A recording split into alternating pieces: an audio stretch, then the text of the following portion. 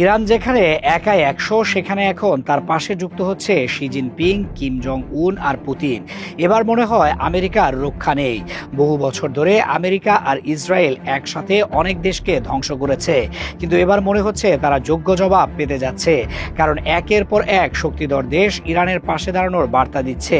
এই সংঘাতকে এখন আর শুধু ইরান বনাম যুক্তরাষ্ট্র ইসরায়েল হিসেবে দেখা যাচ্ছে না।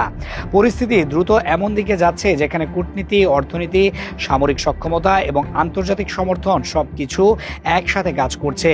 ইরানের উপর চাপ যত বাড়ছে ততই প্রতিক্রিয়ার পরিধি বড় হচ্ছে, আর এই বড় পরিধি যুক্তরাষ্ট্র ও ইসরায়েলের জন্য নতুন ঝুঁকি তৈরি করছে। চীন প্রকাশ্যে যুদ্ধ চায় না, তবে তারা চায় মধ্যপ্রাচ্যে স্থিতিশীলতা বজায় থাকুক এবং জ্বালানি সরবরাহ স্বাভাবিক থাকুক। যুদ্ধ দীর্ঘ হলে তেলের দাম বাড়ে, শিপিং রুট ঝুঁকিতে পড়ে, আর এর চাপ পড়ে বিশ্বের বাজারে। চীন এই কারণেই সংঘাতের বিস্তার ঠেকাতে চায়, কিন্তু একই সাথে তারা এমন পরিস্থিতিও চায় না যেখানে ইরান পুরোপুরি দুর্বল হয়ে পড়ে এবং অঞ্চলটিতে একতরফা প্রভাব প্রতিষ্ঠিত হয়। তাই চীনের অবস্থান অনেক সময় নীরব হলেও বাস্তবে তা গুরুত্বপূর্ণ কৌশলগত বার্তা বহন করে। রাশিয়ার অবস্থান তুলনামূলকভাবে আরও কঠোর। মস্কো দীর্ঘদিন ধরেই যুক্তরাষ্ট্রের একচ্ছত্র আধিপত্যকে চ্যালেঞ্জ করে আসছে। ইরান রাশিয়ার জন্য কেবল একটি আঞ্চলিক অংশীদার নয়, বরং বড় শক্তির সমীকরণে গুরুত্বপূর্ণ একটি স্তম্ভ।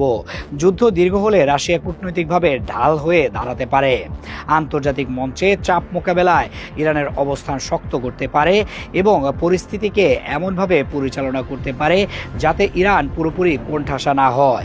এই ধরনের সমর্থন সরাসরি যুদ্ধক্ষেত্রে না নামলেও বাস্তবে অনেক বড় প্রভাব ফেলে।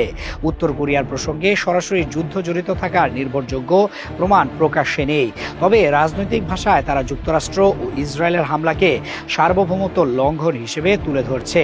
এই অবস্থান একটি প্রতীকী বার্তা দেয় যুক্তরাষ্ট্রের বিরুদ্ধে থাকা শক্তিগুলোর অবস্থান এক জায়গায় এসে মিলতে পারে, এবং সেই বার্তায় সংঘাতকে আরও বিস্তৃত অনিশ্চয়তার দিকে ঠেলে দেয়। এখানে সবচেয়ে বড় প্রশ্ন হলো, যুক্তরাষ্ট্র ও ইসরায়েল কি একই সাথে এতগুলো স্তরে চাপ সামলাতে পারবে? সামরিক চাপ একদিকে, অন্যদিকে অর্থনৈতিক চাপ, আন্তর্জাতিক জনমতের চাপ এবং বড় শক্তিগুলোর কূটনৈতিক অবস্থান। যুদ্ধ যত দীর্ঘ হবে তত বেশি দেশ সরাসরি বা পরোক্ষভাবে নিজেদের স্বার্থ অনুযায়ী অবস্থান নেবে। এই অবস্থানগুলোই যুক্তরাষ্ট্র ইসরায়েলের পদক্ষেপ সীমিত করতে পারে। আরও একটি গুরুত্বপূর্ণ দিক হলো উপসাগরীয় অঞ্চল। এই অঞ্চলে কোনো বড় অস্থিরতা মানেই তেল গ্যাসের বাজারে ধাক্কা, ফ্লাইট রুটে বিঘ্ন এবং সমুদ্রপথে ঝুঁকি।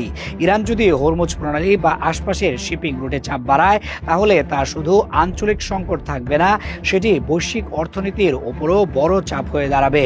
তখন চীন, রাশিয়া সবাই বাধ্য হবে নিজেদের স্বার্থ রক্ষায় আরও সক্রিয় হতে। ফলে বাস্তবতা হলো, যুক্তরাষ্ট্র ইসরায়েল যদি মনে করে তারা আগের মতো একতরফা শক্তি দেখিয়ে দ্রুত ফল আদায় করবে, তাহলে এইবার হিসাবটা কঠিন হতে পারে। কারণ ইরানের পাল্টা সক্ষমতার পাশাপাশি তাদের পাশে থাকা বা অন্তত তাদের পক্ষে অবস্থান নেওয়া শক্তিগুলোর উপস্থিতি এই সংঘাতকে বড় শক্তির প্রতিযোগিতার দিকে ঠেলে দিতে পারে।